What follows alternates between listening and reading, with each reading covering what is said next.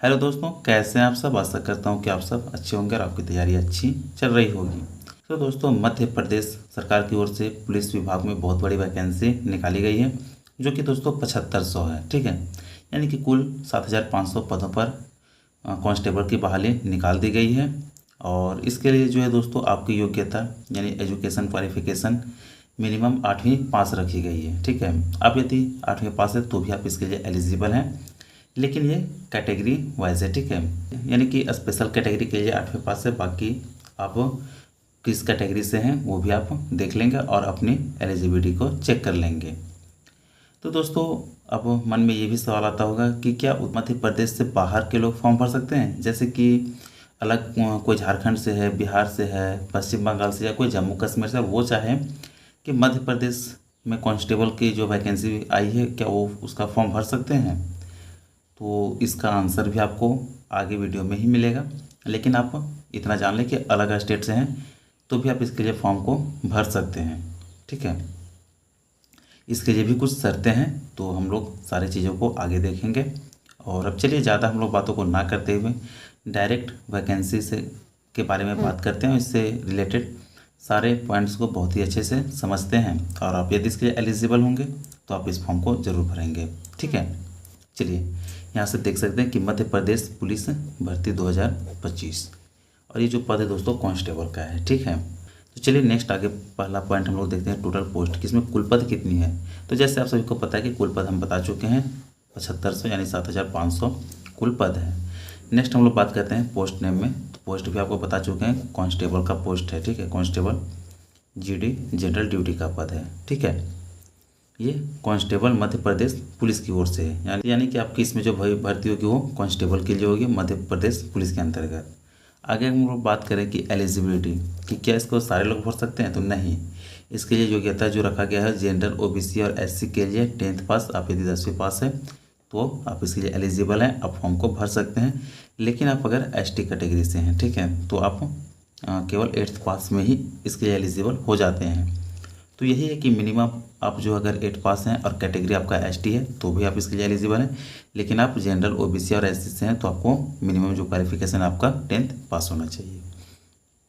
आगे बात आता है कि क्या सारे एज के लोग भर सकते हैं, यानी कि इसका एज लिमिट क्या है। तो चलिए आगे हम लोग एज लिमिट को भी देखते हैं, चूँकि सारे लोग इसके लिए एलिजिबल नहीं हैं। आइए यहाँ से देख सकते हैं, नेक्स्ट पॉइंट है एज लिमिट। ठीक है, यानी कि उम्र सीमा। तो आप यदि जनरल, ओबीसी, ईडब्ल्यूएस और अदर स्टेट, ओएस ये अदर स्टेट, मेल फीमेल दोनों के लिए। ठीक है, आप यदि मेल है, फीमेल है और अदर स्टेट से हैं तभी आप फॉर्म को भर सकते हैं। इतना तो आपको यहाँ से पता चल ही गया होगा। तो आप यदि जनरल, ओबीसी, ईडब्ल्यूएस या फिर अदर स्टेट से हैं तो आपके लिए जो उम्र सीमा है वो 18 से 33 साल है। और इसमें आपका किसी भी प्रकार का कोई एज रिलैक्सेशन नहीं मिलेगा, क्योंकि आपकी जो कैटेगरी है वो जनरल से ही काउंट होगी।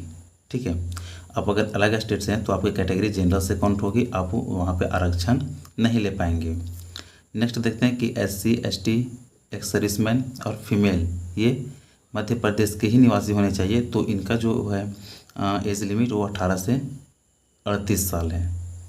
फिर से सुन लेंगे कि एससी, एसटी, ईएक्सएम यानी एक्स सर्विसमैन और फीमेल ऑल कैटेगरी के अगर एमपी के हैं तो उनका जो एज लिमिट हो 18 से 38 साल है। बाकी आप यदि जनरल, ओबीसी और ईडब्ल्यूएस ये एमपी के ही हैं तब भी आपके लिए 18 से 33 साल है, और आप अदर स्टेट से हैं तब भी आपके लिए 18 से 33 साल ही है। ठीक है, नेक्स्ट और भी है कि आप यदि इंटरकास्ट मैरिज किए हैं, जैसे कि मेल अलग कैटेगरी की है और फीमेल अलग कैटेगरी की है, ठीक है, और आप इंटरकास्ट मैरिज कर लिए हैं और आप मेल हैं और मेल में फॉर्म भरना चाहते हैं, तो आपका जो है मैक्सिमम एज 38 साल होना चाहिए, यानी कि आपका एज लिमिट जो 18 से 38 हो जाएगा। लेकिन अगर इंटरकास्ट मैरिज में कोई फीमेल है और वो फॉर्म भर रही है तो उसके लिए जो मैक्सिमम एज है वो 18 से 43 साल हो जाएगा। ठीक है, तो देख सकते हैं कि एज लिमिट में आपका जो है वो कैटेगरी के लिए, इंटरकास्ट मैरिज के लिए सारा कुछ अलग अलग रखा गया है। ठीक है, तो एज लिमिट उम्मीद है कि आप अच्छे से समझ गए होंगे। और ये जो एज है आपका 29/9/2025 को काउंट होगा। ठीक है, मिनिमम एज आपका जो 18 साल वो सारे कैटेगरी के लिए, लेकिन मैक्सिमम एज आप इधर से देख सकते हैं कि मैक्सिमम एज किस कैटेगरी के लिए कितना रखा गया है। नेक्स्ट बात करते हैं कि इसका फॉर्म कब से अप्लाई होगा, इसका फॉर्म कब से भराएगा। तो इसका जो अप्लाई डेट है वो आज ही से यानी कि 15 सितंबर से ही इसका फॉर्म अप्लाई होगा, जो कि 29 सितंबर 2025 तक चलेगा। तो आप अपने अनुसार देख लेंगे। आप यदि इसके लिए एलिजिबल होंगे और पुलिस विभाग में इंटरेस्ट रखते हैं तो फिर आप इसके लिए फॉर्म ज़रूर अप्लाई करेंगे। ठीक है, एप्लीकेशन डेट 15 सितंबर से 29 सितंबर तक चलने वाला है। नेक्स्ट हम लोग बात करते हैं कि फॉर्म भरने में आपका एप्लीकेशन फ़ी क्या रहेगा, यानी कि आपका एप्लीकेशन फ़ीस में क्या लगेगा। तो चलिए आगे देखते हैं इसे भी। तो चलिए एप्लीकेशन फ़ी भी इसका जो है वो यहाँ पे अलग अलग रखा गया है। ठीक है, पहला हम लोग बात करते हैं अनरिजर्व यानी ऑल में आपका जो है MP प्लस अदर स्टेट दोनों आ जाएगा। ठीक है, जैसे आपको बताया कि अगर अदर स्टेट के लोग इसके लिए अप्लाई करेंगे तो वो अनरिजर्व कैटेगरी से ही काउंट किए जाएंगे। ठीक है, तो अनरिजर्व में चाहे मध्य प्रदेश के निवासी हो या फिर अदर स्टेट के, टोटल के लिए कितना लगेगा 500 रुपया। ठीक है, आपको 500 रुपया एप्लीकेशन फ़ी देना पड़ेगा। लेकिन आप अगर OBC SC ST या फिर EWS हैं और जो कि आप मध्य प्रदेश के ही हैं यानी कि मध्य प्रदेश के निवासी हैं तो आपको 250 रुपये पेमेंट करना पड़ेगा। नेक्स्ट देखते हैं अनरिजर्व, यानी कि अनरिजर्व अगर पुलिस डिपार्टमेंट से हैं, पुलिस डिपार्टमेंट में आप अलग विभाग में काम करें लेकिन इस कांस्टेबल के लिए फॉर्म अप्लाई करना चाहते हैं तो आपके लिए जो एप्लीकेशन फ़ी है वो 200 रुपये रखा गया है ना। और आगे देखते हैं कि OBC SC ST EWS, ठीक है, OBC SC ST EWS ये मध्य प्रदेश के, ठीक है, यानी कि MP के निवासी हैं और अगर ये पुलिस डिपार्टमेंट से ही है तो इनके लिए एप्लीकेशन फ़ी मात्र 100 रुपये रखा गया है। ठीक है, तो देख सकते हैं कि एप्लीकेशन फ़ी में भी काफ़ी डिफरेंसेस हैं। आप अदर स्टेट से हैं तो आपको, या फिर आप यदि MP से हैं या फिर अदर स्टेट से हैं तो आपको 500 रुपया पेमेंट करना ही पड़ेगा, जो कि सबसे हाई में रखा गया है। ठीक है, बाकी नीचे का तो आपको समझा ही दिए। चलिए अब हम लोग नेक्स्ट बात करते हैं कि इसका सिलेक्शन प्रोसेस क्या रहने वाला है, यानी कि आपको किन किन स्टेजों से पार करना पड़ेगा। तो हम लोग देखते हैं इसमें सिलेक्शन प्रोसेस। सिलेक्शन प्रोसेस में आपका जो है वो जनरल यहाँ पे 3 फेज हो जाएगा। ठीक है, आपको 3 फेज से पार करना होगा। पहला आ जाता है रिटेन एग्जामिनेशन।